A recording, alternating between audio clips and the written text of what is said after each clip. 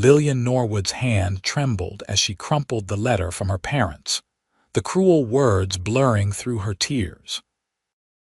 At 20 years old, she never imagined being banished from her own home in Boston for the simple crime of following her heart, or more precisely, refusing to give it away to a man she could never love. The stagecoach jostled violently as it rumbled through the rugged terrain of the Arizona Territory. The year was 1885, and Lillian was traveling as far from Boston as her modest savings would take her. Holbrook, Arizona, a name she'd selected almost at random from a railway map, would be her new home, though home felt like a bitter word on her tongue now. Last stop before Holbrook, the driver called out as they pulled into a dusty way station. Lillian stepped down from the stagecoach, her once fine traveling dress now coated with a layer of red dust. The late afternoon sun beat down mercilessly, nothing like the gentle warmth of a Boston summer. She removed her hat and fanned herself, wondering for the 100th time if she'd made a terrible mistake. "First time out west, miss." An older woman with kind eyes approached, offering a cup of water. "Is it that obvious?" Lillian accepted the water gratefully. "You've got that look about you like you're wondering where all the trees went." The woman chuckled. "I'm Martha Dawson, run this way station with my husband, Lillian Norwood. I'm headed to Holbrook. My aunt lives there." The lie came easily now after repeating it so many times. Better than admitting she was going somewhere she knew no one, with nothing but a teaching certificate and desperate determination. Holbrook's growing fast these days. Railroads brought all sorts through. You'll find work if that's what you're after. Martha studied her with shrewd eyes. "Though I suspect you're running from something as much as to something." Lillian stiffened. "I'm simply seeking a change of scenery." Martha nodded, not pressing further. "Well, you'll find plenty of that in Holbrook." When the stagecoach departed an hour later, Lillian felt no more prepared for what awaited her. Her parents' final words echoed in her mind. "Until you come to your senses and accept Mr. Harrington's proposal, you are no daughter of ours." Richard Harrington, successful, respected, and 30 years her senior, had been her father's business partner and first choice for a son-in-law. When he'd proposed, placing a diamond ring worth more than most people's homes on her finger, Lillian had shocked everyone by refusing. She couldn't bear the thought of being married to a man who viewed her as little more than a pretty ornament, who spoke over her and dismissed her thoughts as charming feminine fancies. Her refusal had cost her everything: her family, her social standing, her security. Now, as the stagecoach approached Holbrook in the fading light, she wondered what price her freedom would continue to exact. The town appeared on the horizon, a collection of wooden buildings rising from the dusty plain like defiant statements against the wilderness. The main street was wider than Lillian expected, with horses tied outside various establishments and people bustling about despite the evening hour. "Welcome to Holbrook, folks," the driver announced as they rolled to a stop outside the Holbrook Hotel. Lillian descended carefully, her legs stiff from the journey. A young boy rushed forward to help with her trunk. "Where to, miss?" "The hotel, please." Lillian nodded toward the 2-story building. It wasn't the grandest establishment she'd ever seen, but it looked clean and respectable enough. Inside, the hotel proprietor, a stout woman with graying hair pinned severely back, eyed Lillian with suspicion. "Room for one. How long will you be staying?" "Yes, just myself, and I'm not certain. A week, perhaps, while I secure more permanent arrangements. $2 a night, meals extra." "I'll need payment for 3 days in advance." Lillian counted out the money, trying not to think about how quickly her savings were dwindling. "Is there a school in town? I'm a qualified teacher," Lillian asked as the woman handed her a key. "There is. Mr. Peterson runs it." but I don't know that he's looking for help." The woman's expression softened slightly. "Town meetings tomorrow evening at the church. Might be worth attending if you're looking to make connections." Lillian nodded her thanks and followed a porter up the narrow stairs to a small but clean room.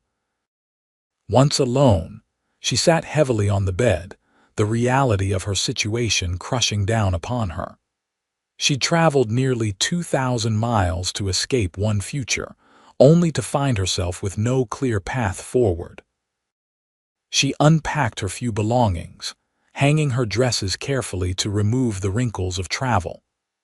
Among her possessions was a small book of poetry Tennyson, her favorite, and a daguerreotype of her mother and father, taken before their disappointment in her had hardened into rejection. She placed the image face down in a drawer. Sleep came fitfully that night, disturbed by strange sounds: coyotes howling in the distance, raucous laughter from the saloon across the street, the occasional gunshot that made her heart race despite the hotel proprietor's assurance that it's just cowboys blowing off steam. Morning arrived with brilliant sunshine streaming through thin curtains. Lillian dressed carefully in her best day dress, a deep blue cotton that her mother had always said brought out her eyes. If she was to make a favorable impression at the school, she wanted to look every inch the respectable teacher she'd been trained to be. After a simple breakfast in the hotel dining room, she set out to explore Holbrook.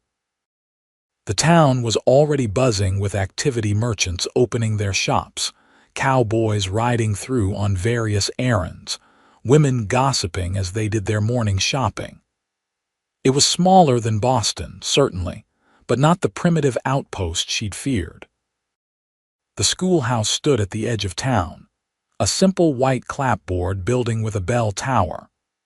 Classes were in session, judging by the children's voices reciting multiplication tables that drifted through the open windows. Lillian hesitated, then straightened her shoulders and knocked on the door. After a moment, it opened to reveal a balding man of perhaps 50, with spectacles perched on the end of his nose. "May I help you?" he asked, looking harried. "Mr. Peterson, my name is Lillian Norwood. I've recently arrived in town and I'm a certified teacher. I wondered if perhaps you might need an assistant." His expression moved from distracted to interested. "Miss Norwood, is it? I must say, your timing is providential. Please come in." The children, about 20 of them, ranging from what looked like 6 to 16 years of age, stared curiously as she entered. "Class, continue with your arithmetic. I need to speak with this lady." In a corner of the room, Mr. Peterson explained that his wife, who had helped with the younger children, had fallen ill the previous month. "Consumption," he said quietly. "She's gone to stay with her sister in a drier climate. I've been managing alone, but it's been difficult. The town's growing, and so is the school." "Where did you say you were from?" "Boston," Lillian replied. "I taught at a private girls' academy there." "And what brings you to Holbrook? We don't get many educated Eastern women passing through, let alone staying." Lillian had prepared for this question. "My parents passed away," she lied smoothly.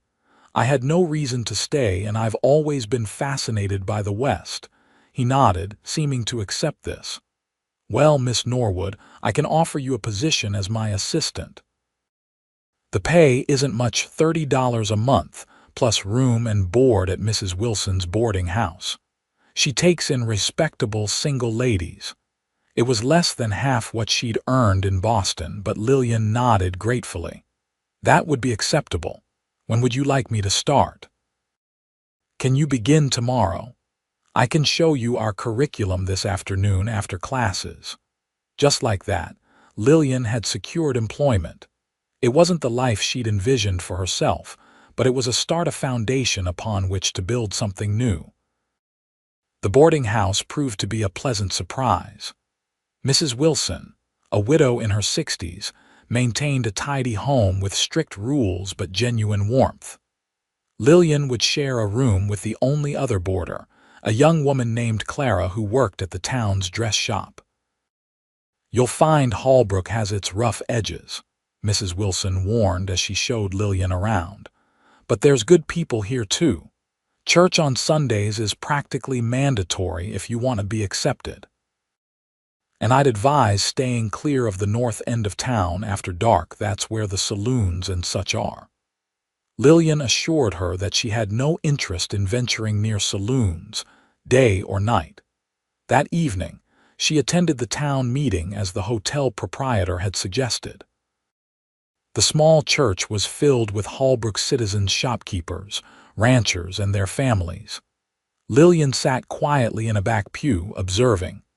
The meeting was led by Mayor Thompson, a portly man with an impressive mustache. Various town matters were discussed: the need for a proper jail, complaints about loose cattle wandering into gardens, funding for a new well. "And I believe we have a new resident to welcome," the mayor said suddenly, gesturing toward Lillian. "Miss Norwood, would you stand and introduce yourself?" Caught off guard, Lillian rose shakily. All eyes turned to her. "Good evening. I'm Lillian Norwood, recently of Boston. I'll be assisting Mr. Peterson at the school." She managed a small smile. "I look forward to becoming part of your community." A murmur of welcome rippled through the crowd, though Lillian noticed a few women exchanging whispers behind gloved hands. She was used to being the subject of gossip. She'd endured plenty in Boston after rejecting Richard Harrington, but it still stung. After the meeting, several people approached to introduce themselves. Among them was a tall, broad-shouldered man in his early 30s, whose weather-beaten face suggested a life spent outdoors. "Miss Norwood," he said, removing his hat to reveal sandy brown hair. "Samuel Quinn. I own the Cross Q Ranch outside town. Welcome to Holbrook." His handshake was firm, his blue eyes direct. There was nothing particularly remarkable about him, yet Lillian found herself noticing small details: the tiny scar bisecting his right eyebrow, the way one corner of his mouth lifted slightly higher than the other when he smiled. "Thank you, Mr. Quinn. It's a pleasure to meet you." "You're brave to come all this way alone," he said. "The West isn't always kind to Easterners." "I've already discovered that," Lillian said with a small laugh, gesturing to her dust-stained hem. "But I'm adaptable. That's the most important quality out here." His expression grew curious. "If you don't mind my asking, what brings a Boston lady to Holbrook?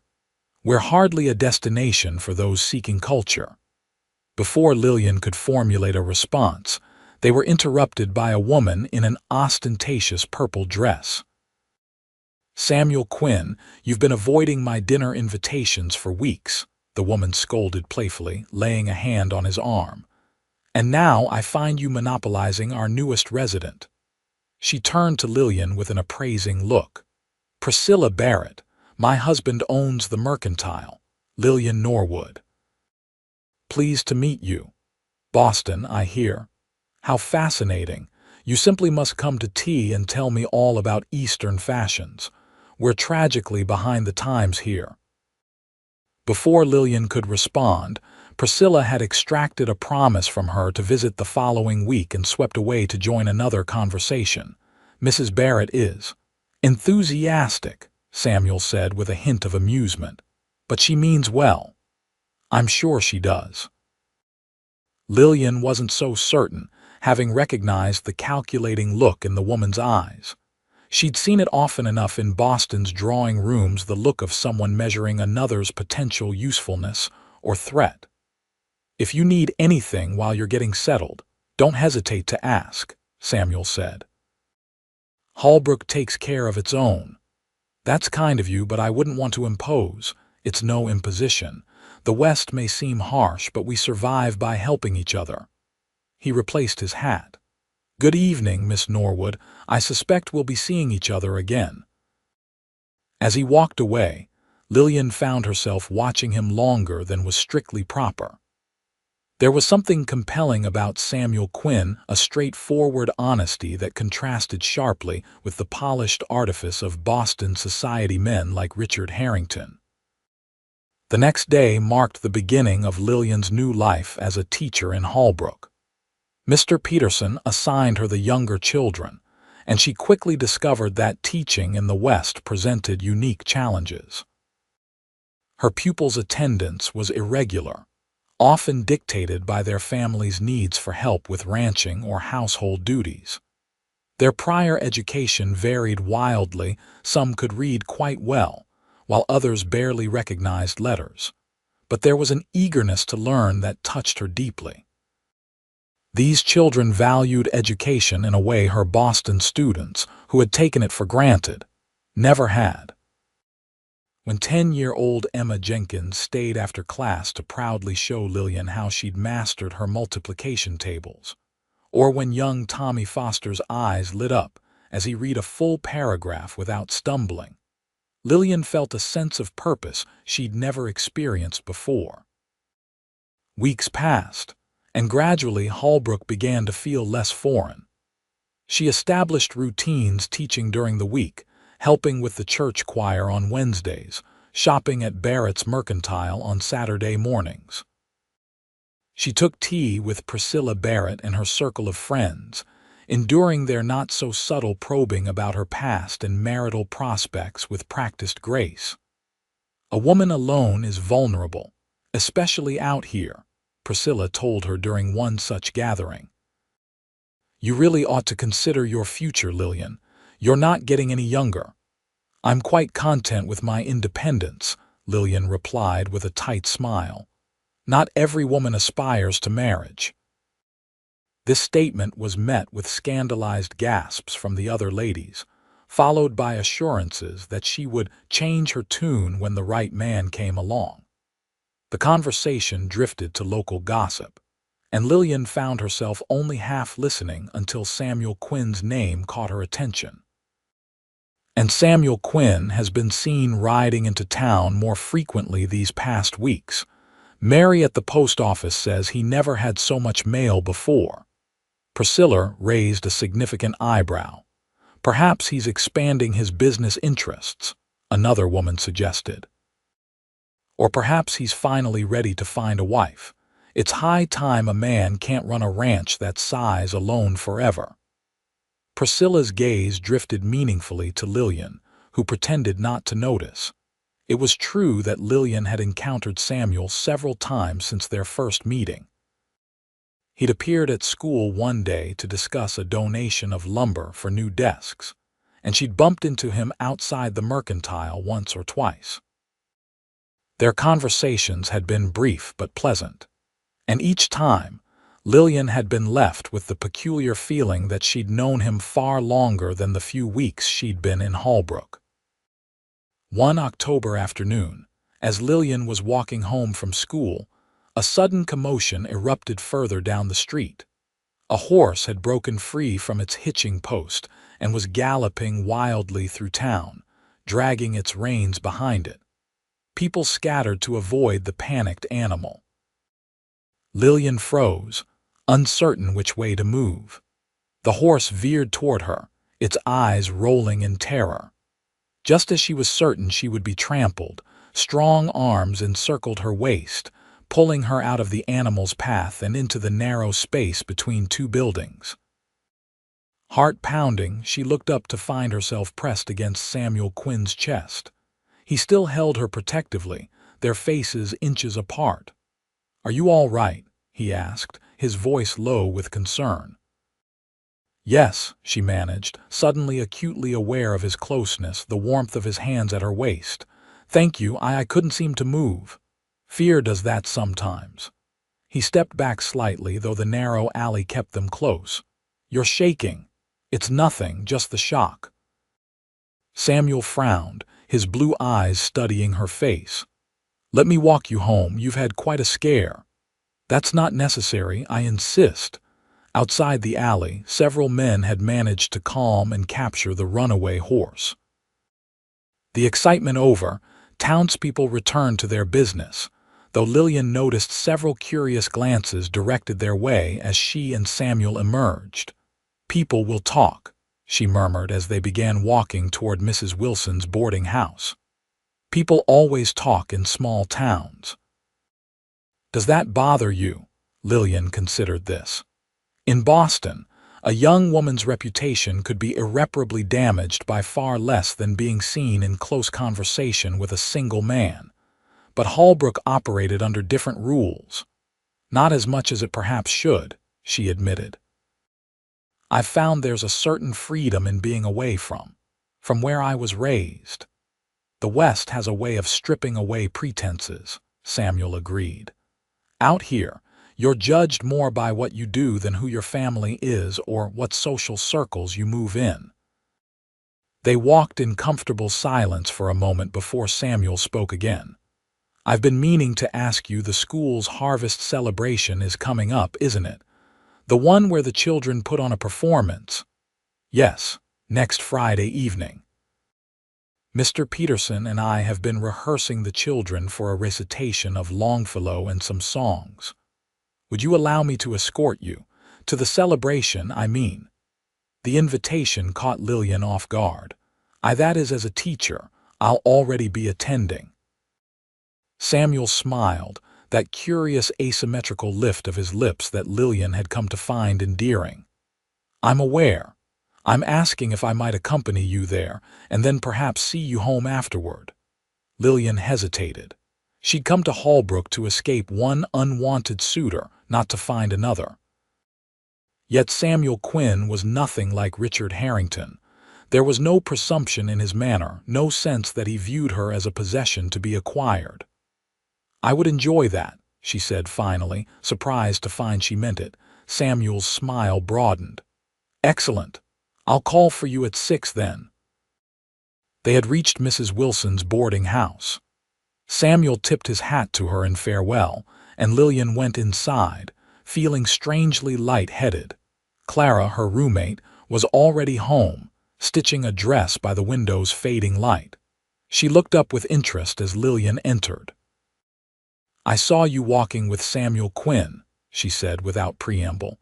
"The whole town will be abuzz by supper." Lillian sighed, removing her hat. "He merely assisted me during that commotion with the runaway horse. And I suppose he insisted on walking you home out of pure Christian charity." Clara's eyes twinkled. "Samuel Quinn doesn't pay special attention to just any woman, you know. He's been one of Holbrook's most eligible bachelors for years." "I'm not interested in becoming anyone's wife," Lillian said firmly, though her traitorous heart fluttered at Clara's implications. "If you say so." Clara returned to her stitching. "Though you could do far worse. He's respected, successful, and not hard on the eyes either." Lillian busied herself with changing out of her school clothes, refusing to acknowledge that she'd already noted all of these qualities about Samuel Quinn herself. That night, sleep eluded her. Every time she closed her eyes, she felt again the security of Samuel's arms around her, saw the concern in his eyes as he'd asked if she was all right. It was foolish to read anything into his actions. He would have done the same for anyone in danger. Yet a small, rebellious part of her wondered if there might be something more to his attention. The days leading up to the harvest celebration passed in a flurry of preparation. Lillian threw herself into rehearsing the children, creating simple costumes and decorating the schoolhouse. If she was working harder than strictly necessary, perhaps it was to avoid dwelling on her upcoming evening with Samuel Quinn. On Friday, she dressed with particular care in her best gown, a deep green silk that she'd saved from her Boston life. It was perhaps a touch too formal for a school function in Holbrook, but Lillian wanted to look her best. She arranged her chestnut hair in a more elaborate style than her usual simple twist, and even dabbed a touch of rose water at her wrists. My, Clara teased when she emerged from their shared room. "Someone's making an effort tonight." Lillian flushed. "It's an important event for the school." "Of course it is," Clara agreed with a knowing smile. "And I'm sure Samuel Quinn won't notice how lovely you look at all." Samuel arrived precisely at 6, looking handsome in a well-tailored suit that was clearly reserved for special occasions. His eyes widened appreciably when Lillian appeared, and the genuine admiration in his gaze sent a warm flush to her cheeks. "Miss Norwood, you look—" He seemed momentarily at a loss for words. "Absolutely beautiful," he finished simply. "Thank you, Mr. Quinn. You're very kind." Mrs. Wilson hovered nearby, ostensibly straightening a picture frame but clearly monitoring their interaction. Lillian had endured a lengthy lecture that morning about proper behavior and the importance of maintaining her reputation. The harvest celebration was a success by any measure. The schoolhouse overflowed with parents, siblings, and community members. The children performed admirably, and Lillian found herself blinking back unexpected tears during their final song, a sweet rendition of America that the youngest students had worked so hard to perfect. Throughout the evening, she was conscious of Samuel's presence. He stayed close without being obvious about it, helping with small tasks, engaging parents in conversation, charming the children. Several times, she caught his gaze across the room, and each time he offered that small, crooked smile that seemed meant only for her. When the celebration concluded and the last family had departed, Lillian found herself alone with Samuel as she locked the schoolhouse door. Mr. Peterson had already left, having been invited to dinner by the mayor's family. "Your students did wonderfully," Samuel said as they began walking toward Mrs. Wilson's. The night was clear and cool, stars blazing overhead in a way Lillian had never seen in Boston. "You've accomplished a great deal in a short time here." "They're eager to learn," Lillian replied. "It makes teaching them a joy. You've settled well in Holbrook. When you first arrived, I wondered if you might find our town too primitive after Boston." "I admit I had concerns," Lillian laughed softly, "but I've found there's a directness to life here that's refreshing. In Boston, everything is layers upon layers of propriety and hidden meanings." "And what brought you here, really?" Samuel asked quietly. "If you don't mind my asking again, I've never quite believed your story about simply wanting adventure." Lillian's step slowed. No one in Holbrook had pressed her for details about her past, seeming content with her vague explanations. But something about Samuel's gentle inquiry made her want to be honest. "I was sent away," she admitted finally. "Or perhaps it's more accurate to say I fled. My parents arranged a marriage for me to a man I couldn't respect, let alone love. When I refused his proposal, they gave me an ultimatum: accept him or be disowned. And you chose to be disowned rather than marry against your wishes." "Yes." The single word held all the pain and uncertainty of the past months. Samuel was silent for a moment, then said, "You were right to refuse." The simple validation of her choice, spoken without judgment or pity, loosened something in Lillian's chest.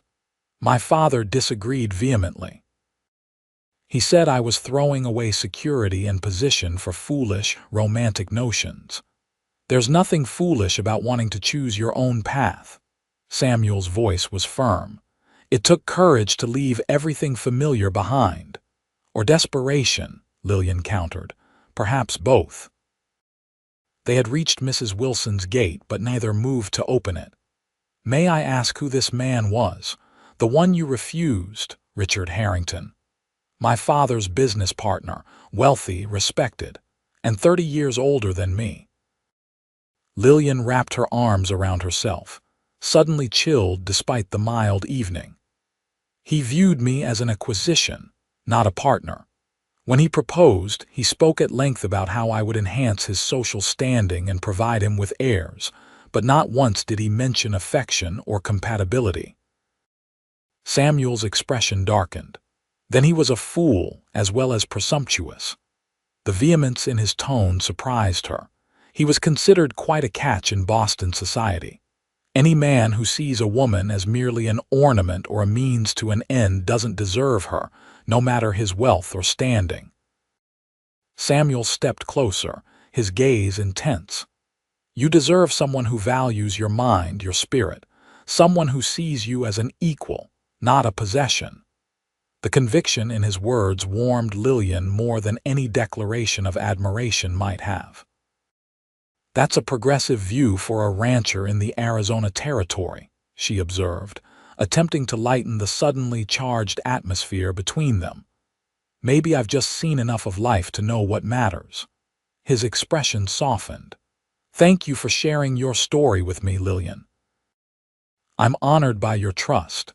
The use of her given name sent a small thrill through her. Thank you for not judging me harshly.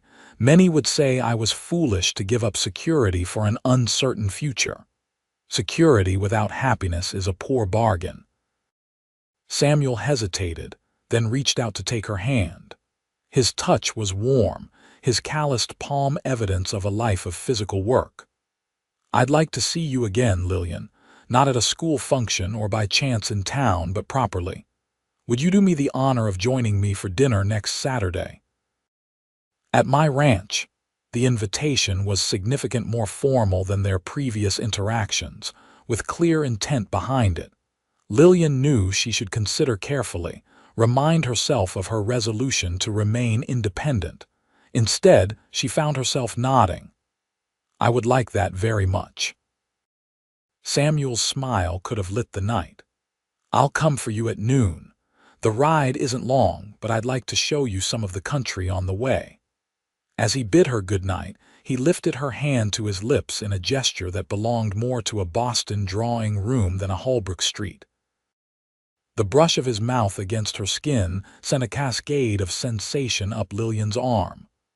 Until Saturday, then, he murmured, releasing her hand slowly.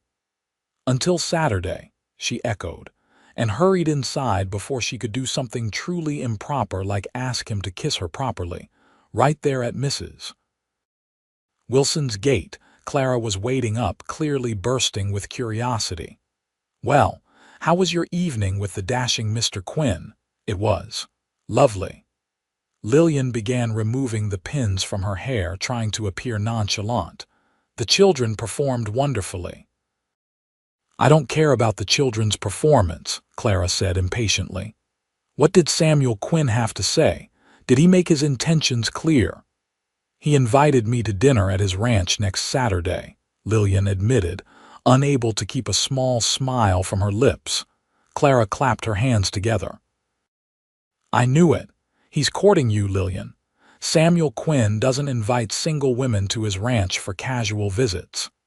It's merely dinner, Lillian protested weakly, though her racing heart suggested she didn't quite believe this herself. Of course it is, Clara smirked.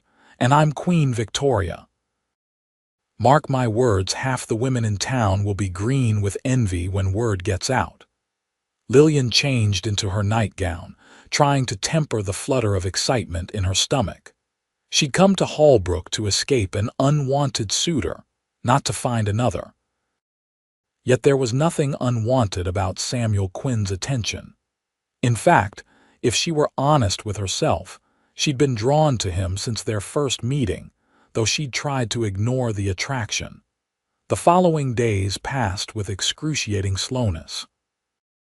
Lillian threw herself into her teaching duties, but her thoughts kept drifting to the upcoming Saturday. What exactly did Samuel Quinn want from her?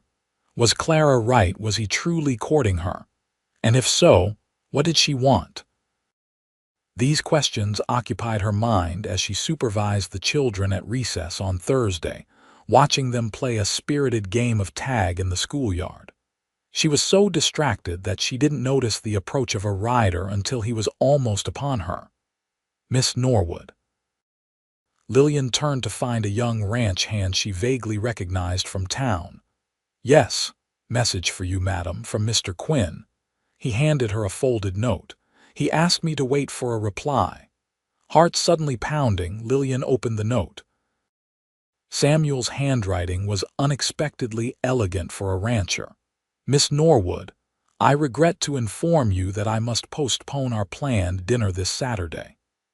Cattle rustlers hit the North Range last night, and I'll be occupied with the sheriff and neighboring ranchers addressing the situation. Please accept my sincere apologies. I would be honored if you would consider rescheduling for the following Saturday instead. With deepest regret, Samuel Quinn. Disappointment washed over Lillian, followed immediately by concern. Cattle rustling was a serious matter, often dangerous. "Is Mr. Quinn all right?" she asked the messenger. "Was anyone hurt during the rustling?" "He's fine, madam. No one was hurt, but they took near 30 head. Mr. Quinn and some of the other ranchers are riding out with the sheriff to track them."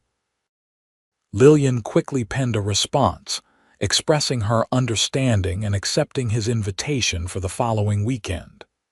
She also added a line hoping for his safe return, then sealed the note and handed it to the messenger. As she watched him ride away, Lillian was struck by the realization that she was genuinely worried for Samuel's safety. The thought of him pursuing potentially violent rustlers filled her with a dread that seemed disproportionate to their short acquaintance. That evening at dinner, Mrs. Wilson provided more details about the rustling incident.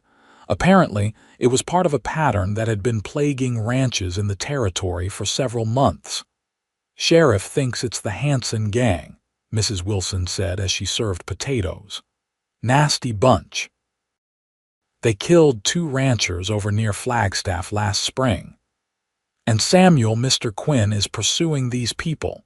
Lillian couldn't keep the alarm from her voice. Mrs. Wilson gave her a knowing look. "Mr. Quinn is more than capable of handling himself, dear. He was a Texas Ranger before he came to Arizona, you know." This was news to Lillian. "No, I didn't know that." "Oh yes, man has quite a history. Fought in the war when he was barely more than a boy, then joined the Rangers. Came here about 8 years ago and built that ranch from nothing." Mrs. Wilson nodded approvingly. "He's a good man, solid. Not the type to trifle with a young woman's affections, if you take my meaning." Lillian felt her cheeks warm.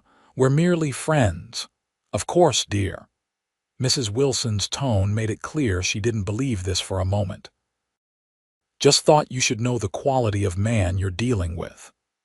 That night, Lillian found herself kneeling beside her bed in prayer, something she hadn't done regularly since leaving Boston. She prayed for Samuel's safety, for the swift capture of the rustlers, and then, hesitantly, for guidance regarding her own feelings. 3 days passed with no word from Samuel or about the rustlers.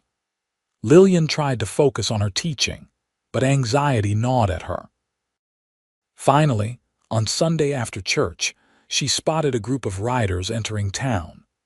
Samuel was among them, looking tired but unharmed. Relief washed over her so powerfully that her knees nearly buckled. She hadn't realized just how worried she'd been until that moment. The men dismounted in front of the sheriff's office. As the others went inside, Samuel caught sight of Lillian standing with the after-church crowd. He said something to the sheriff, then walked toward her, removing his hat as he approached. "Miss Norwood," he greeted her, his voice warm despite the evident fatigue in his face. A several days' growth of beard shadowed his jaw, and dust covered his clothing. "Mr. Quinn, I'm glad to see you've returned safely." Lillian was intensely aware of curious eyes watching their interaction. "Were you successful?" "Partially. We recovered most of the stolen cattle, but the rustlers escaped into the mountains." His expression grew serious. "I wanted to assure you personally that our dinner engagement still stands for next Saturday, if you're still agreeable." "Of course," Lillian said, perhaps too quickly. "I'm sorry about your cattle. They're just cattle. They can be replaced." His gaze held her steadily. "Other things are far more valuable." The intensity in his blue eyes made Lillian's heart skip. Before she could respond, however, the sheriff called Samuel back. "Duty calls," he said with a small smile. Until Saturday, Miss Norwood. As he walked away, Lillian became aware of Priscilla Barrett at her elbow. My, Priscilla said with barely concealed excitement. Samuel Quinn certainly seems attentive. And did I hear something about a dinner engagement? Lillian sighed inwardly. By evening, the entire town would know. The following Saturday dawned clear and crisp, perfect weather for a ride into the countryside. Lillian dressed carefully in her one riding habit, a navy blue wool that had seen better days but was still respectable. Mrs. Wilson helped her with her hair, twisting it into a neat chignon that would stay secure under a hat. "Remember, back by dark," the older woman admonished. "I run a respectable house." "Of course, Mrs. Wilson. Mr. Quinn understands the proprieties." Samuel arrived promptly at noon, driving a smart buggy pulled by two matching bay horses. He had arranged for a gentle mare for Lillian to ride while showing her the countryside, he explained, but thought the buggy more appropriate for the return trip after dinner. The consideration touched Lillian, as did the fact that he'd brought a small bouquet of wildflowers, gathered that morning judging by their freshness. "They're beautiful," she said, accepting them. "I've never seen these varieties before. The desert blooms differently than the East, but it has its own beauty." Samuel helped her into the buggy, his hands strong and sure at her waist. "I thought we might take the scenic route to the ranch if that suits you. There's a view about 5 miles out that I think you might enjoy." The ride was pleasurable in ways Lillian hadn't anticipated. Samuel was an engaging companion, knowledgeable about the land and its history. He pointed out landmarks, named plants and wildlife, and shared stories about the area's settlement. "My father brought us to Texas when I was 10, he told her as they traveled. "He had dreams of building a cattle empire. Didn't quite work out that way. Drought took most of our stock the 3rd year, but he taught me everything I know about ranching." "And yet you became a Texas Ranger first?" Lillian asked, recalling Mrs. Wilson's information. Samuel looked surprised. "You know about that," Mrs. Wilson mentioned it. "She seems to consider it a point in your favor," he chuckled. "Mrs. Wilson would. She appreciates law and order." His expression grew more serious. "Yes, I was a ranger for 5 years after the war, saw things during that time that. Well, that changed me, made me want something different. So you came to Arizona to start a ranch." "I came looking for peace, I suppose. A place to build something that adds to the world instead of just hunting down those who take from it." The quiet regret in his voice touched Lillian. She sensed there were darker stories behind his time as a ranger than he was sharing, but she didn't press. Everyone had parts of their past they preferred not to discuss. She understood that better than most. They stopped at the viewpoint Samuel had mentioned, a rocky outcrop overlooking a sweeping valley. The landscape was unlike anything Lillian had ever seen, stark, dramatic, with sculpted red rocks and distant purple mountains. "It's breathtaking," she said honestly. "So different from the green hills I grew up with, but beautiful in its own right." "That's what I thought the first time I saw it," Samuel agreed. "Made me realize beauty comes in more forms than we're taught to recognize." His gaze shifted from the vista to her face, and Lillian felt a warmth that had nothing to do with the afternoon sun. There was admiration in his eyes, yes, but also something deeper, a respect that Richard Harrington had never shown her. The Cross Q Ranch came into view a short time later, a sprawling property with a substantial main house, bunkhouse, barn, and various outbuildings. Fields of hay stretched in one direction, while cattle grazed in fenced pastures in another. Everything spoke of careful planning and prosperity built through hard work. "It's impressive," Lillian said as they approached. "You've accomplished a great deal in 8 years." "It's still a work in progress," Samuel replied, though she could hear the pride in his voice. "But it's home." A young Mexican woman named Rosa greeted them at the house. She was the cook and housekeeper, Samuel explained, living on the property with her husband Miguel, who served as his foreman. The house itself was surprisingly comfortable, solidly built, with simple but quality furnishings. It lacked the ostentatious decorations of Eastern homes, but felt welcoming and lived in. "Would you like a tour?" Samuel asked after they'd refreshed themselves with lemonade that Rosa had prepared. The tour revealed a home that reflected its owner, practical, unpretentious, but with unexpected touches of refinement. The library particularly surprised Lillian. Floor-to-ceiling shelves housed hundreds of volumes, from practical manuals on animal husbandry and agriculture to classic literature and poetry. "You're an avid reader," she observed, running her fingers along the spine of a well-worn copy of Shakespeare's sonnets. "Books were scarce when I was growing up," Samuel explained. "My mother had a few precious volumes she'd brought from back east: Dickens, Shakespeare, the Bible, of course. She taught me to read from them, instilled a love of words." A wistful smile crossed his face. "She always said education was the one thing that couldn't be taken from you." "She sounds like a wise woman." "She was. She would have liked you, I think." The simple statement, offered without artifice, touched Lillian deeply. "I wish I could have met her." Dinner was served in a comfortable dining room with windows overlooking the ranch. Rosa had prepared an impressive meal: roast beef, potatoes, fresh vegetables from the ranch's garden, and an apple pie that rivaled any Lillian had tasted in Boston. Their conversation flowed easily, moving from books they'd both enjoyed to their respective childhoods, to current events and local matters.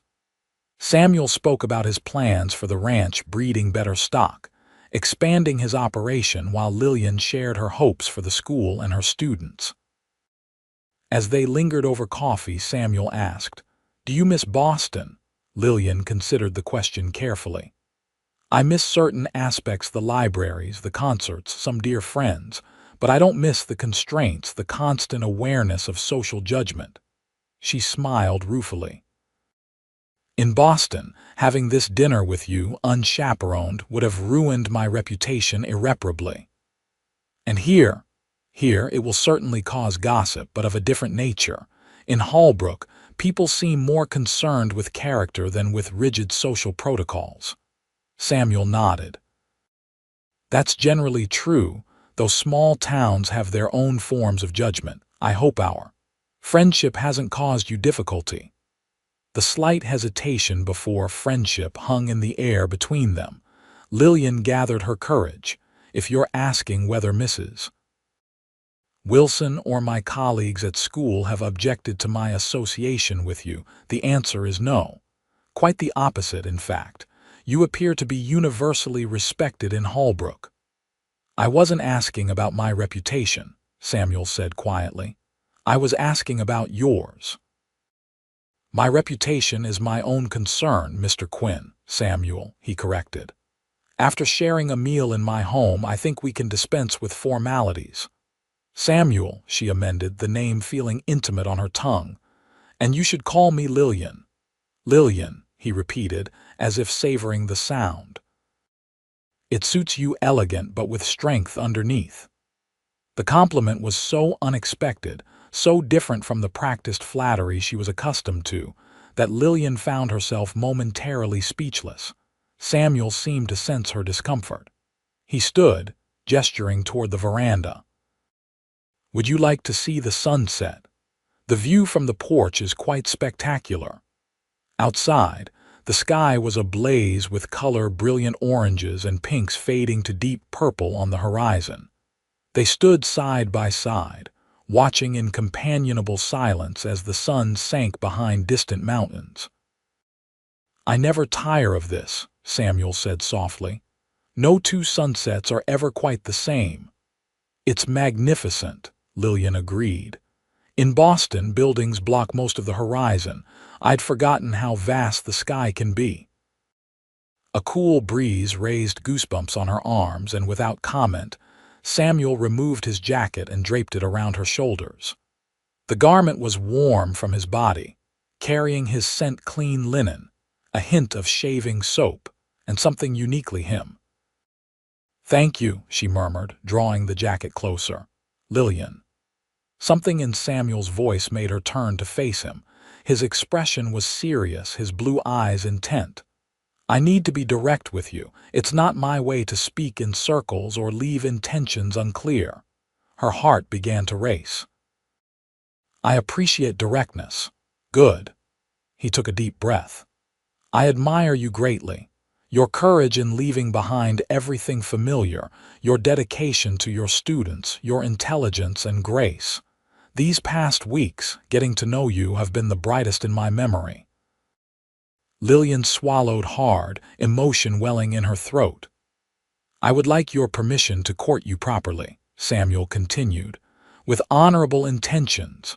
I understand it may seem sudden." "It doesn't," Lillian interrupted, surprising herself with her boldness. "That is, it doesn't feel sudden to me. I've felt drawn to you since we met." The admission brought a smile to Samuel's face that transformed his features from handsome to breathtaking. "Then I'm not alone in that." "No," she said softly, "you're not alone." He reached for her hand, enfolding it in his larger one. "I don't want to rush you, Lillian. I know you came to Hallbrook to escape an unwanted match. The last thing I want is to make you feel pressured." "This is different," she assured him, holding his gaze steadily. "Richard Harrington never asked what I wanted. He simply assumed I would be honored by his proposal. You," she faltered, then continued, "you see me, the real me, not just a suitable wife or an ornament for your home." Samuel's expression softened. "How could anyone know you and not see how remarkable you are?" The sincerity in his voice undid her completely. Lillian felt tears welling in her eyes and blinked rapidly to suppress them. "May I kiss you, Lillian?" Samuel asked, his voice low.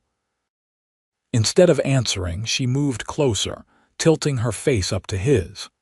Samuel brought one hand to her cheek, his touch gentle as he lowered his mouth to hers. The kiss was tender, almost reverent. His lips were warm against hers, the contact sending a current of sensation through her body. Lillian had been kissed before fumbling, stolen kisses at parties in Boston, but nothing like this. Nothing that made her feel simultaneously weak and stronger than she'd ever been. When they parted, Samuel rested his forehead against hers for a moment, his breathing slightly uneven. "I've been wanting to do that since I first saw you at that town meeting," he confessed. "I'm glad you waited until now," Lillian replied, her voice barely above a whisper. "It was worth waiting for." The ride back to Hallbrook in the gathering dusk was quiet, filled with a comfortable sense of shared understanding.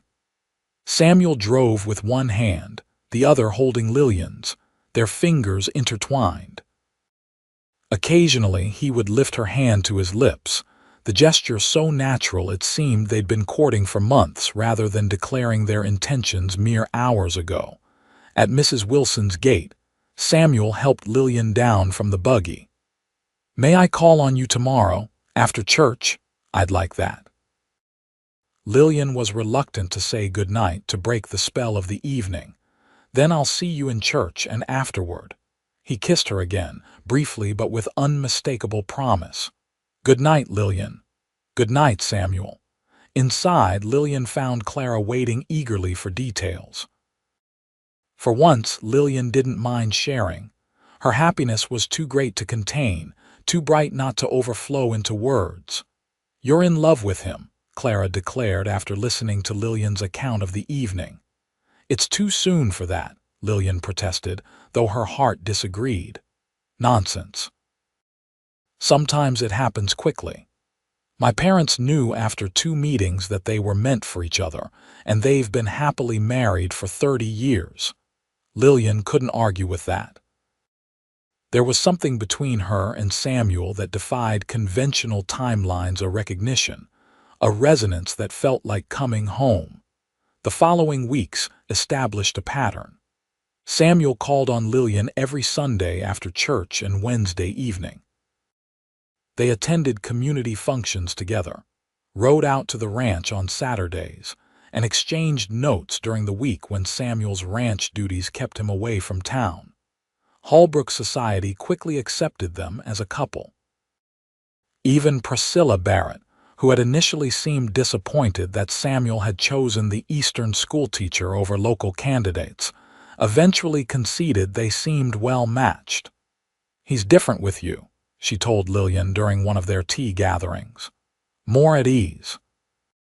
Samuel Quinn has always been respected in Holbrook, but he's kept himself somewhat apart. Until you.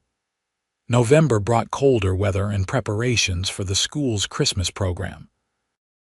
Lillian was busy with rehearsals and lesson plans, while Samuel was occupied with winter preparations at the ranch. Their time together became more precious for its scarcity. During one Sunday visit, as they sat in Mrs. Wilson's parlor with the landlady strategically positioned within sight but conveniently hard of hearing, Samuel asked, "Will you write to your parents for Christmas?" The question caught Lillian off guard. She'd managed to avoid discussing her family in detail, though Samuel knew the broad strokes of her estrangement. "I hadn't planned to," she admitted. "Their last letter made it clear they didn't wish to hear from me until I was ready to apologize and accept Mr. Harrington's offer." Samuel frowned. "Is his offer still open then?" "I assume so. My father implied as much, that Mr. Harrington was being extraordinarily patient with my childish rebellion." A muscle worked in Samuel's jaw. "Do you ever regret your decision? To refuse him, I mean." "Never," Lillian said firmly. "Not for a single moment." The tension in his expression eased. "Good. Why do you ask about writing to my parents?" Samuel was silent for a moment, choosing his words carefully. "Family is important even when relations are strained. The holidays have a way of softening hearts. Perhaps they've had time to reconsider their position." "I doubt it. My father is not a man who admits error easily." "Still," Samuel persisted, "they're your parents. Whatever their faults, I suspect they love you in their way." Lillian considered his words. "Perhaps I'll send a brief note, not an apology, but an olive branch of sorts." Samuel's smile was warm with approval. "That seems wise. Would you tell them about your life here, about us?" The question held more significance than its simple wording suggested. Lillian understood he was asking, in his indirect way, how she viewed their relationship as a passing dalliance or something with a future. "Yes," she said softly, "I would tell them about you, about how happy I am here." His hand found hers, squeezing gently. "I want you to be happy, Lillian." "Always." The school's Christmas program was scheduled for December 18th, the last day of classes before the holiday break. Lillian had worked tirelessly with the children, practicing recitations, songs, and even a simple nativity play. The entire town was expected to attend, an opportunity for parents to see their children's progress, and for the community to come together in celebration. On the morning of the program, Samuel arrived at the schoolhouse early, arms laden with evergreen boughs he'd brought from the mountains for decoration. He'd been invaluable in the preparations, building a simple stage, helping move benches, offering encouragement when Lillian's perfectionism threatened to overwhelm her. "It's going to be wonderful," he assured her as they arranged the greenery. "The children are well prepared, and everyone understands this isn't a professional theater production." Lillian laughed, some of her anxiety dissolving. "I know I've been obsessing over details. It's just I want everything to be perfect. This is my first Christmas program as a teacher here." "It feels important." "It is important," Samuel agreed, "but it doesn't need to be flawless to be meaningful." He tucked a sprig of pine into her hair, his touch lingering. "You've given these children something special, Lillian. Not just knowledge, but confidence and joy in learning. That matters more than whether little Tommy remembers every line of his recitation." His words calmed her, as they so often did. In the months since they'd begun courting, Samuel had become her steadying force, the person who could ground her when anxiety threatened, who believed in her capabilities without reservation. The program itself exceeded even Lillian's hopeful expectations. The schoolhouse was packed to overflowing, with latecomers standing in the back. The children, nervous but excited, performed their pieces with only minor mishaps. When 6-year-old Sarah Jenkins forgot her line in "'Twas the Night Before Christmas," her older sister whispered it to her, and the audience's collective awe turned the moment from potential disaster to charming memory. Afterward, as parents congratulated their children and enjoyed the simple refreshments provided, Lillian found herself surrounded by well-wishers. Parents thanked her for her work with their children. Town leaders praised the program's quality, and even Mr. Peterson seemed impressed. "You've exceeded expectations, Miss Norwood," he told her, his usual reserved manner warming slightly. "The school board will be pleased." When the crowd finally thinned, Lillian began tidying up, despite Samuel's insistence that she should rest and celebrate her success. She was arranging leftover cookies on a plate for the children to take home when the schoolhouse door opened, admitting a blast of cold air and a stranger. The man who entered was expensively dressed, his wool coat and beaver hat marking him as an Easterner even before he opened his mouth. He stood in the doorway, surveying the schoolroom until his gaze landed on Lillian. Recognition and satisfaction crossed his features. Lillian. At last, the plate of cookies slipped from Lillian's suddenly numb fingers, shattering on the wooden floor. "Richard," she whispered, the blood draining from her face. Richard Harrington removed his hat, revealing thinning hair combed carefully to disguise its retreat. He was handsome in a conventional way, with the well-fed look of a successful businessman. But his eyes were cold as they assessed her, and his smile never reached them. "You've led me on quite a chase, my dear. Boston to Chicago to Denver and finally this frontier settlement."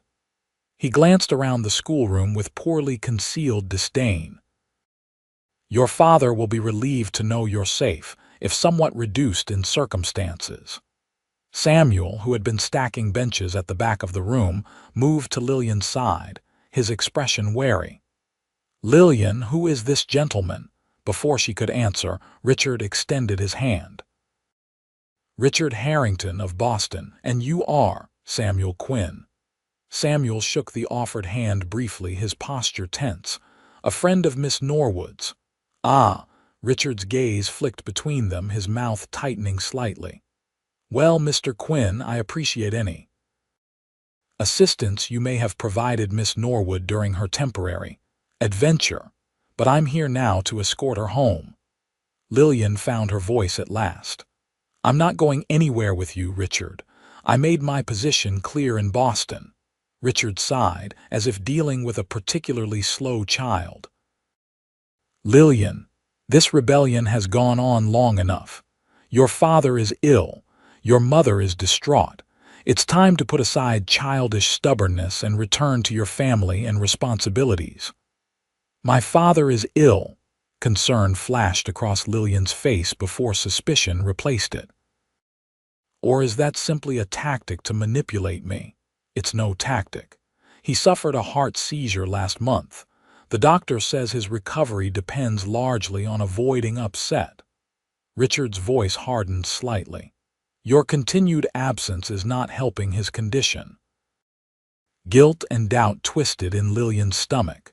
She had never wanted to hurt her parents, despite their ultimatum, if her father truly was ill.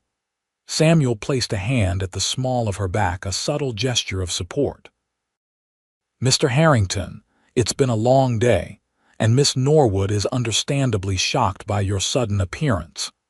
Perhaps this discussion would be better continued tomorrow, after everyone has rested." Richard's gaze narrowed at the protective gesture, but his voice remained civil. "A reasonable suggestion. I've taken a room at your hotel, Lillian. I'll call on you tomorrow morning.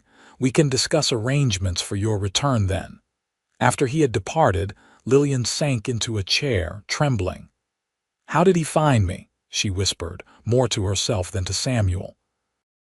Samuel knelt beside her chair, taking her cold hands in his. "Does it matter? The question is, what do you want to do now?" "I don't know." Tears welled in her eyes. "If my father is truly ill, I should at least. But I can't marry Richard, I won't."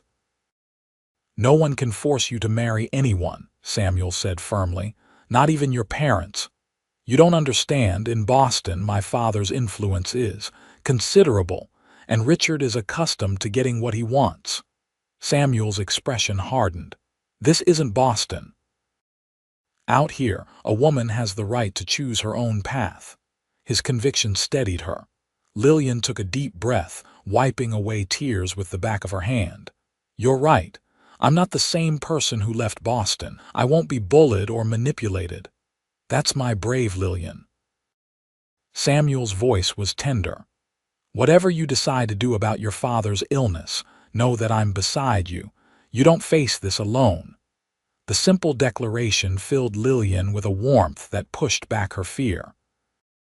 She had built a life here, a life with meaning, with connections, with the possibility of real love. She wouldn't surrender it easily, not even for family obligation. "Will you walk me home?" she asked. "I need time to think before I face Richard tomorrow." The following morning, Lillian received Richard at Mrs. Wilson's parlor. She had slept little, weighing options and responsibilities through the night. But with daylight had come clarity and resolve. Richard arrived punctually at 10, dressed as if for a Boston social call rather than a frontier town. Mrs. Wilson hovered nearby, clearly intrigued by the elegant stranger but maintaining a discreet distance. "You're looking well, Lillian," Richard began, taking the seat she indicated. "Country air seems to agree with you, though I must say, your hands." He gestured to the slight roughness that months of Western living had imparted to her once pampered skin. "I work with my hands now, Richard. Teaching involves more than sitting at a desk." Lillian kept her voice even. "Is my father truly ill?" "Yes. The doctor calls it nervous exhaustion complicated by heart weakness. Your mother writes to me regularly with updates on his condition." A pang of guilt struck Lillian, but she pushed it aside. "I'm sorry to hear that. I'll write to him immediately, expressing my concern and good wishes for his recovery." Richard frowned. "A letter isn't sufficient, Lillian. Your presence is required. Your absence has created talk in Boston society, speculation about your character and judgment that reflects poorly on your family. I'm no longer concerned with Boston society's opinion of me." "Perhaps not, but your parents are. Your father's business has suffered. Your mother is barely received in homes where she was once welcomed warmly." The calculated appeal to her guilt angered Lillian. "I refused a marriage proposal, Richard. I didn't commit a crime." "You embarrassed an influential man and defied your father's express wishes," Richard countered. "In our circles, that amounts to much the same thing." "Your circles, not mine, not anymore." Richard studied her, a new calculation in his eyes. "I see this. Experience has hardened you somewhat. Perhaps that's not entirely unfortunate. A man appreciates a wife with spirit provided it's properly directed." The implication that he still considered her his future wife, despite everything, stunned Lillian. "Richard, let me be absolutely clear. I will not marry you. Not now, not ever. Don't be hasty." Richard leaned forward, his voice softening to the tone one might use with a skittish animal. "I'm prepared to be generous, Lillian. We'll consider this Western adventure a youthful indiscretion, never to be mentioned again. You'll be restored to your proper position in society, with all the comforts and privileges that entails. You're not listening to me. I don't want to be restored to that life. I've built something meaningful here, work that matters, connections with people who value me for myself, not for social standing or family connections. This school teacher fantasy may seem fulfilling now, but you were raised for greater things. And this Quinn fellow. Richard's lip curled slightly. Whatever temporary infatuation you may feel, he can't offer you the life you were born to. Anger flared in Lillian's chest. Samuel Quinn is worth 10 of you, Richard Harrington. He sees me, truly sees me, not as an ornament or a possession, but as a partner. Richard's expression hardened. I've been patient, Lillian, out of respect for your father and our long association. But my patience has limits. I'll remain in Holbrook for 3 days. That should give you sufficient time to make arrangements and pack your belongings. And if I refuse to return with you, then I'll be forced to inform your father that his only daughter prefers a common rancher and a life of frontier hardship to her family obligations. I doubt his heart could withstand such news. The naked threat shocked Lillian. You would deliberately endanger my father's health to force my compliance. I would simply be reporting facts. How he receives them is beyond my control. Richard rose, smoothing his already immaculate coat. 3 days, Lillian. I trust you'll make the sensible choice. After he left, Lillian remained seated, her mind racing. The threat to her father's health might be exaggerated, even manufactured, but she couldn't dismiss it entirely. And yet, the thought of returning to Boston, of marrying Richard, felt like a death sentence for her soul. She was still sitting there, lost in troubled thoughts, when there was another knock at the door. Mrs. Wilson admitted Samuel, whose concerned expression suggested he'd passed Richard on the street. Lillian, are you all right? He crossed to her side immediately. No, she admitted, rising to meet him. But I will be. Mrs. Wilson discreetly left the room, closing the door but leaving it ajar enough to satisfy propriety while affording them some privacy. What did Harrington want? Samuel asked, though his expression suggested he already knew. To take me back to Boston. To marry me. Lillian's voice caught. He says my father is ill, that my absence is contributing to his condition. Samuel's jaw tightened. And do you believe him? I don't know, it's possible. My father has always been high-strung, easily angered. She moved to the window, staring out at Holbrook's Main Street without really seeing it. Richard has given me 3 days to decide. After that, he says he'll tell my father I've chosen a common rancher over family duty. Samuel was silent for a moment, then asked quietly, And is that your choice, Lillian, to stay here? With me, the vulnerability in his voice made her turn. Samuel stood tall, but uncertainty shadowed his eyes, fear that she might choose Boston family and the life she'd been raised for over what they had begun to build together. Lillian crossed to him, taking his hands in hers. It is, if that's what you want too. The smile that transformed his face was answer enough, but Samuel put it into words anyway. I want nothing more in this world, Lillian, than to build a life with you. I've known it almost since the moment I met you. Relief and love washed through her. Then I'll tell Richard my decision. I won't be manipulated or threatened. We'll tell him together, Samuel said firmly. You don't have to face him alone. The next day, Lillian and Samuel called on Richard at the Holbrook Hotel. They found him in the small lobby, writing letters at a corner desk. His eyebrows rose at the sight of Samuel accompanying Lillian. Mr. Harrington, Lillian began without preamble, I've made my decision. I will not be returning to Boston with you. Richard set down his pen deliberately. I see you've brought moral support. How charming. Samuel is here because we're together in this, as we are in all things. Lillian kept her voice steady. I'm sorry about my father's illness, and I'll write to him expressing my sincere hope for his recovery, but I won't be manipulated into a marriage I don't want. This is your final word. Richard's voice was dangerously soft. It is. Perhaps Mr. Quinn doesn't fully understand what he's taking on. Richard's gaze shifted to Samuel. Did she tell you she was practically engaged to me when she fled Boston?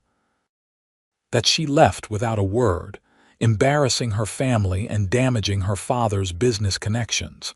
Samuel's expression remained impassive. Lillian has told me everything I need to know. Has she told you about the scandal, the whispers that perhaps there was a more compromising reason for her sudden departure? Lillian gasped. That's a lie. You know there was never anything improper between us. I know that, and you know that, Richard agreed smoothly. But Boston society loves nothing more than speculation about a young woman's virtue, particularly one who disappears suddenly, without explanation. Samuel took a step forward, his posture tense. Mr. Harrington, I suggest you choose your next words very carefully. Richard's eyes narrowed, but he seemed to reconsider whatever he'd been about to say. After a moment, he gave a thin smile. I can see that reason won't prevail here. Very well, Lillian. I'll inform your parents of your decision. I cannot promise they'll be understanding. I'll write to them myself, Lillian replied. A full and honest explanation. I'm sure they'll find that most illuminating. Richard gathered his papers, his movements precise and controlled. I'll be leaving on tomorrow's eastbound train. I don't anticipate our paths crossing again. Nor do I, Lillian agreed. As they left the hotel, Lillian felt lighter than she had in months, as if a shadow she hadn't fully acknowledged had finally been lifted. Are you all right? Samuel asked as they walked down Holbrook's Main Street. Better than all right, Lillian assured him. For the first time I feel truly free, free to choose my own path. She squeezed his hand. My own happiness. Samuel's answering smile was tender. I have something to ask you, but this isn't the place. Will you ride out to the ranch with me this afternoon? Though curious, Lillian agreed. They arranged to meet after she finished her school duties for the day. The ride to the Cross Q Ranch was quiet, both lost in their own thoughts. The confrontation with Richard had clarified something for Lillian: her commitment to the life she was building in Holbrook, and to Samuel. Whatever her parents' reaction might be to her letter, she was at peace with her decision. At the ranch, Samuel suggested a walk to the viewpoint they'd visited on her first visit. The December afternoon was crisp but clear, the landscape transformed by winter light into something even more stark and beautiful than she remembered. They stood together, looking out over the valley, when Samuel turned to her. Lillian, these past months have been the happiest of my life. Meeting you, knowing you, has changed everything for me. His earnestness touched her deeply. For me as well, Samuel. When you first told me about refusing Harrington, I said you were right to do so. I believed it then, and I believe it even more now. He took her hands in his. A woman like you deserves a man who sees your strength, your intelligence, your compassion, who loves you for all that you are, not for what you represent or what you can provide. Tears pricked Lillian's eyes. Samuel, let me finish, please. He took a deep breath. I'm not a wealthy man like Harrington. I can't offer you the kind of life you had in Boston, but I can promise to cherish you, to respect you, to build something meaningful with you. He reached into his pocket and withdrew a small box. Lillian Norwood, would you do me the honor of becoming my wife? The ring inside was simple but beautiful, a single pearl set among small diamonds. It wasn't as ostentatious as the diamond Richard had offered, but to Lillian, it was infinitely more precious. Yes, she whispered, joy bubbling up inside her like a spring. Yes, Samuel, I will marry you. His smile was brilliant as he slipped the ring onto her finger. "It was my mother's," he explained. "My father gave it to her when they had nothing but dreams in each other. It's perfect." Lillian looked from the ring to his beloved face. Just like this moment. Samuel drew her into his arms, his kiss conveying all the love and promise of their future together. When they finally parted, Lillian rested her head against his chest, listening to the steady beat of his heart. "What will your parents say when they learn you're marrying a rancher instead of returning to Boston?" Samuel asked, his tone light but with an undercurrent of genuine concern. "They'll be shocked, initially," Lillian admitted. "Disappointed, perhaps. But in time, I hope they'll understand that I've found true happiness." She looked up at him. "And maybe someday they'll even come to meet the man who's won their daughter's heart." "I'd like that," Samuel said. "Families should be together even when there have been disagreements." Lillian nodded, thinking of the letter she would write, not a defiant declaration of independence, but an honest sharing of her joy and her hopes for reconciliation. "When shall we be married?" she asked, suddenly eager to begin their life together. "As soon as you wish. Spring, perhaps." "When the desert blooms." The image of wildflowers like the ones he'd brought her, of new beginnings amid the stark beauty of their shared home, filled Lillian with contentment. Spring would be perfect. They were married on the first Saturday in April 1886 in Holbrook's small church. The building overflowed with well-wishers, Lillian's students and their parents, Samuel's ranch hands, and what seemed like the entire town. Lillian wore a gown of ivory silk that Clara had helped her make, with lace at the collar and cuffs that Mrs. Wilson had contributed from her own wedding dress. Her bouquet was desert wildflowers, gathered that morning by Samuel's younger ranch hands. Mr. Peterson gave her away, an honor that had brought tears to the older teacher's eyes when she'd asked him. "You've become like a daughter to me," he'd admitted gruffly. To Lillian's surprise and profound joy, her parents had responded to her letter not with anger but with cautious acceptance. They hadn't been able to travel for the wedding, her father's health still too fragile for the journey, but they had sent a telegram of congratulations and a promise to visit when he was stronger. As she walked down the aisle toward Samuel, Lillian felt a completeness she hadn't known was possible. The path that had brought her to this moment from Boston to Holbrook, from dutiful daughter to independent woman, had not been easy. But standing before the man she loved, surrounded by a community that had become her own, she knew every step had been necessary. "Dearly beloved," the minister began, his voice carrying through the hushed church, "we are gathered here today to join this man and this woman in holy matrimony." The words washed over Lillian as she gazed into Samuel's eyes, seeing there all the love and promise of their future. "I, Samuel, take thee, Lillian, to be my lawfully wedded wife," he vowed, his voice strong and clear. "To have and to hold from this day forward, for better, for worse, for richer, for poorer, in sickness and in health, to love and to cherish, till death do us part." When it was her turn, Lillian's voice didn't waver. "I, Lillian, take thee, Samuel, to be my lawfully wedded husband."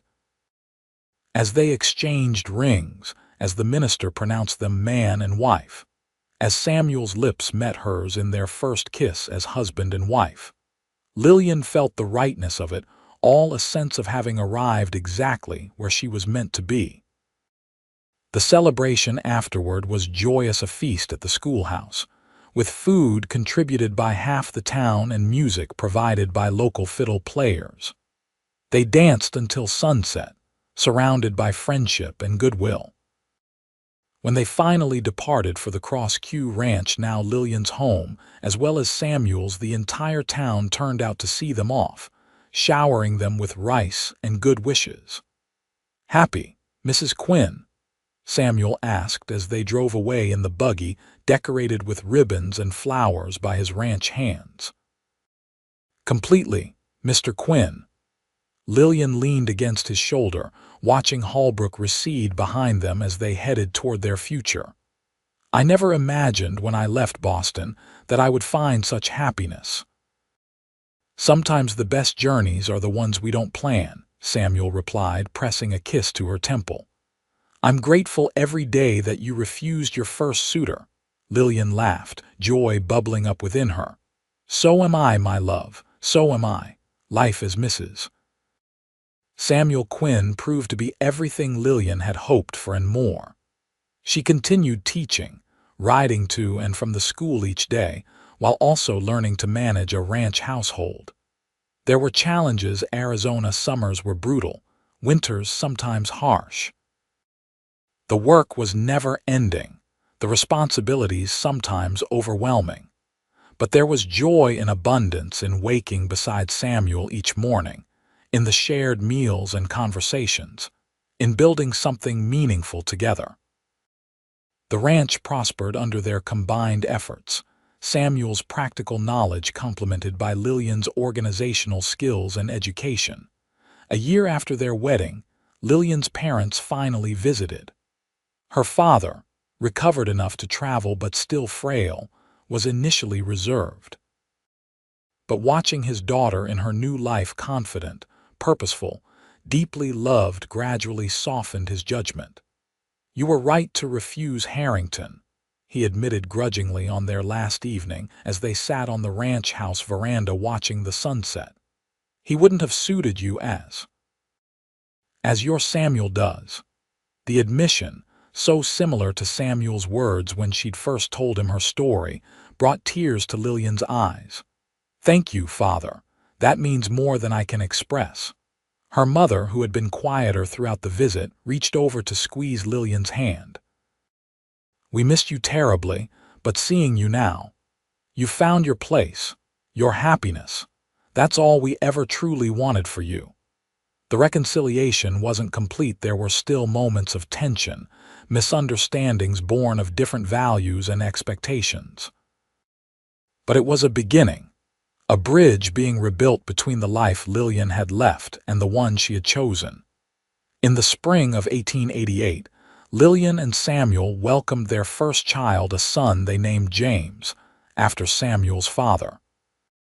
Holding her infant son, looking into his tiny face with Samuel beside her, Lillian felt a completion to their joy, a new dimension to their shared life. "He's perfect," Samuel whispered, one finger gently stroking the baby's cheek, "just like his mother." 2 years later, a daughter joined their family, Elizabeth, named for Lillian's mother. The children thrived in the freedom of ranch life, growing strong and curious under the Arizona sun. As the years passed, Holbrook grew from frontier settlement to established town. The railroad brought more settlers, more businesses. The school expanded, requiring additional teachers. Lillian eventually became headmistress, implementing progressive educational ideas that drew attention from other communities. The Cross Q Ranch expanded as well, with Samuel's innovative breeding program producing cattle particularly suited to the harsh Arizona climate. They built a larger home as their family and prosperity grew, though they kept the original ranch house for sentimental reasons. Through it all, through challenges and triumphs, joys and sorrows, Lillian and Samuel's partnership only deepened. The love that had begun in those early days in Holbrook matured into something enduring and profound, a shared life built on mutual respect, understanding, and abiding affection. On their 10th wedding anniversary, as they sat together on their veranda watching their children play in the yard, Samuel took Lillian's hand, his thumb brushing over the pearl ring she still wore alongside her wedding band. "Any regrets?" he asked softly, "about the path your life has taken?" Lillian looked at their intertwined fingers, both pairs of hands now bearing the marks of years of work and living. She thought of the Boston life she might have had, comfortable, conventional, confined. And then she looked at the home they'd built together, at their beautiful children, at the man beside her who had always seen her, valued her, loved her for exactly who she was. "Not one," she answered truthfully. "Every step led me where I was meant to be here with you." Samuel's smile, that same asymmetrical lift of his lips that had charmed her from the beginning, still had the power to quicken her heart. "Then, we're both exactly where we belong." As the sun set over the Arizona landscape they both had come to love, Lillian rested her head on her husband's shoulder, content in the knowledge that sometimes the greatest journeys begin with a simple act of courage, the courage to refuse what isn't right and to embrace what is.